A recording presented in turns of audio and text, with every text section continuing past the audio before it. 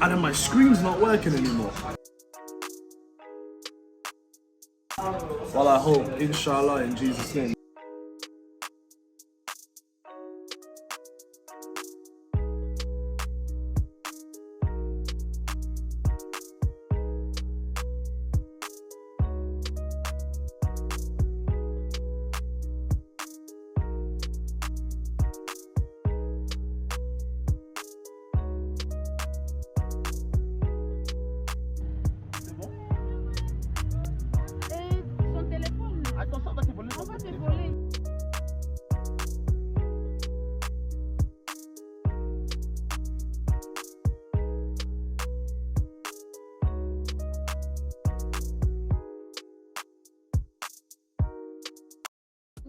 So obviously here at the airport, guys, in Turkey, Istanbul airport, we've ordered some chicken wings, and as black people, we've not even finished them.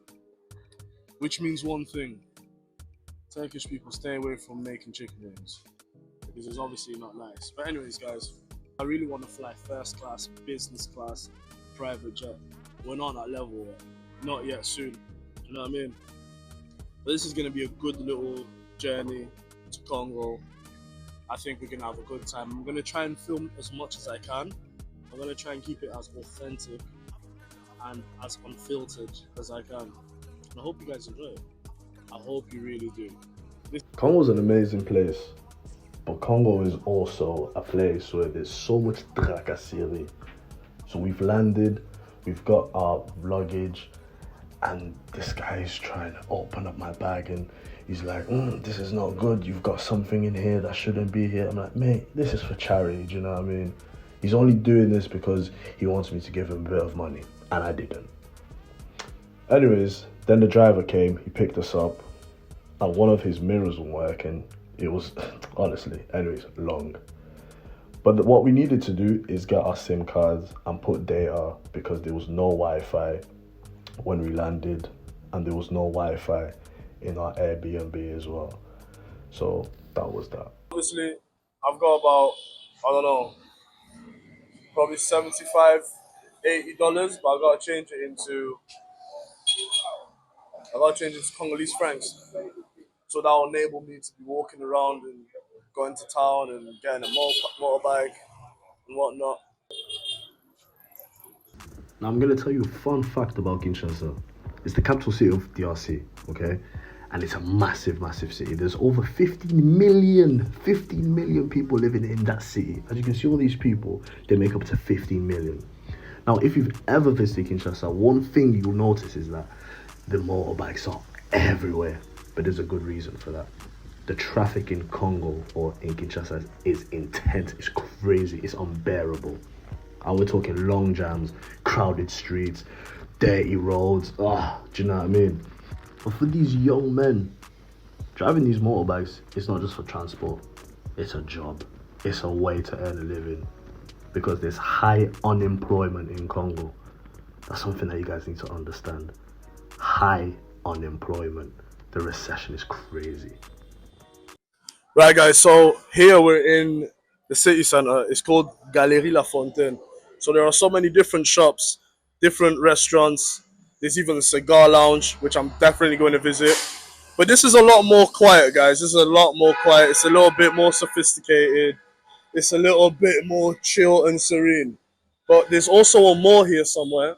I just need to find it, and you guys are going to come with me. Congo's nice, you know. But obviously, there's some places you can't film. You generally can't film. You know, I thought, you know what, let me try and be a bad man, but you actually can't film. Because you can get robbed. You can easily get robbed. And there's too many people. But this is a lot more quiet, a lot more calm. But I'll do my very best to film as much as I can. Let's go.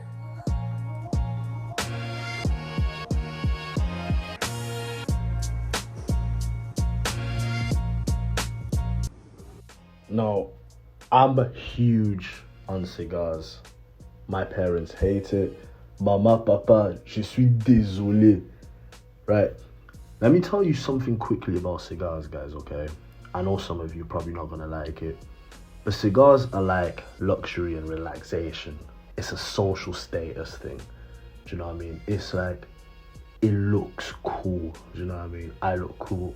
And it's amazing for young guys. Well, I say young guys, actually older men, you know. Now, if you're not a smoker, there's no problems. You don't have to come to this place. But it's also nice to see that Kinshasa has these sort of places, because you wouldn't think that Kinshasa has this. So if you're around, just go and check it out.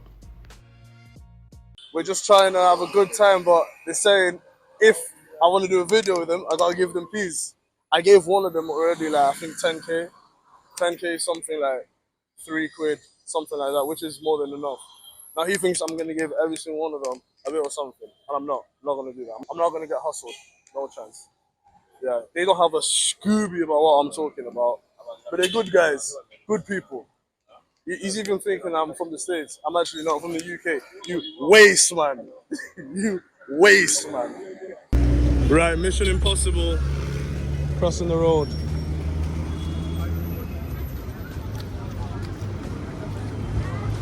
Good. After the bike.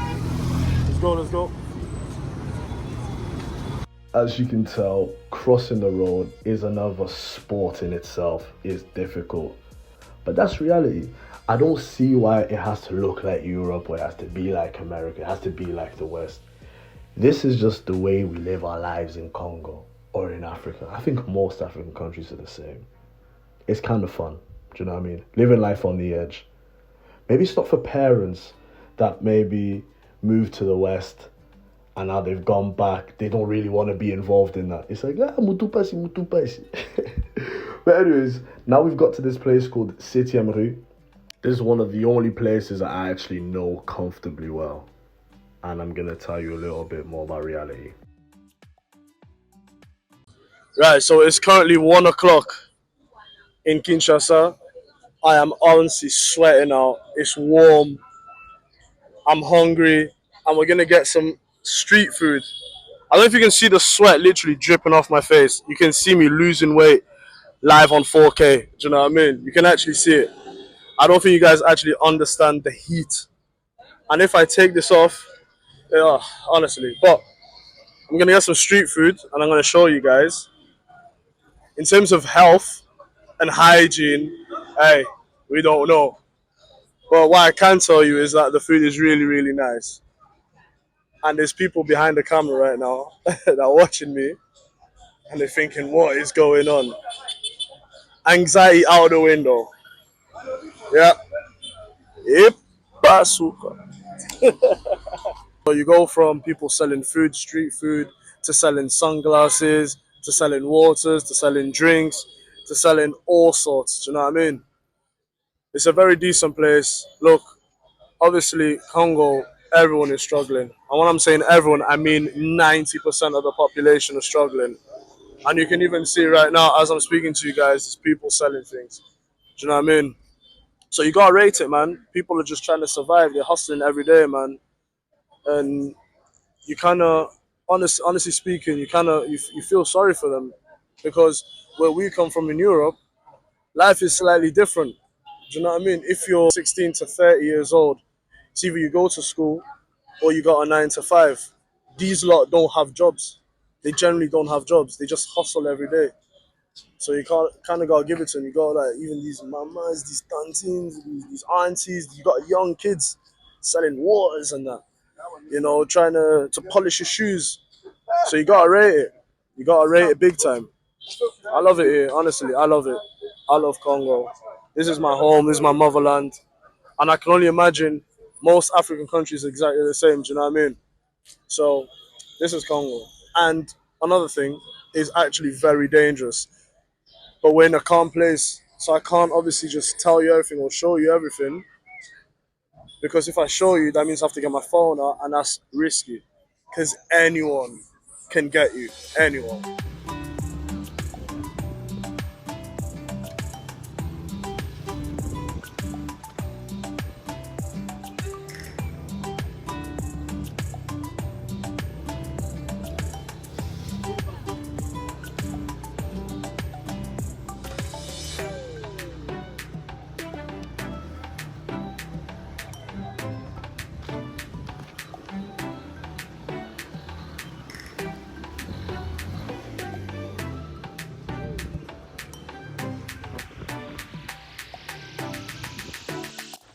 Fun fact about my Airbnb. My Airbnb had some problems, and those problems became big problems for someone coming over from Europe. Courant kept going, which meant that it got so hot at home. So I contacted one of my friends in Congo and I said, listen, come over to my place and take me and my little brother to a supermarket, something like a Tesco's or Carrefour in Congo, called Kinshasa. And she came and she helped. What's your name? Catalina. Catalina. Yeah. So what do you do? How old are you? I'm 10. 20? Yeah. Okay, nice. Do you want to come to England? What? You want to come to London? No. No. Where do you want to go? Dubai? Yes. Or America? No. But your English is very good, huh? Your English, I know it's not. yeah, I know English is good, for real. Your English is good. Okay.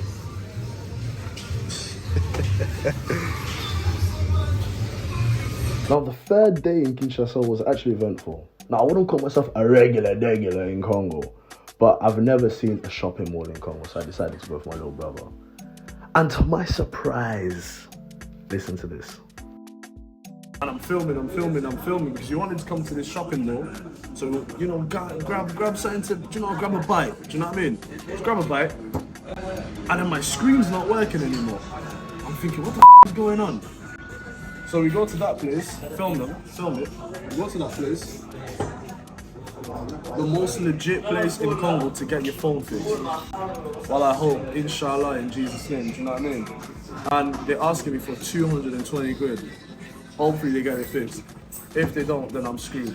But whilst that's going on, I'm gonna grab a bite. See there. Right there, it says we're in Dubai Mall. If that's not dreaming, I don't know. Do you know what I mean? But hey, happy life. In Kinshasa, obviously it's nice and warm. We're having a great time. Enjoy, man. Enjoyment every day. Right then, G's, especially if you're Congolese, I would definitely say go to Congo, go visit, go with your boys, man. Go and enjoy it, you know what I mean? Anyways, it's the end of this vlog. There's another one coming out soon, so make sure you stay tuned, guys. See you soon.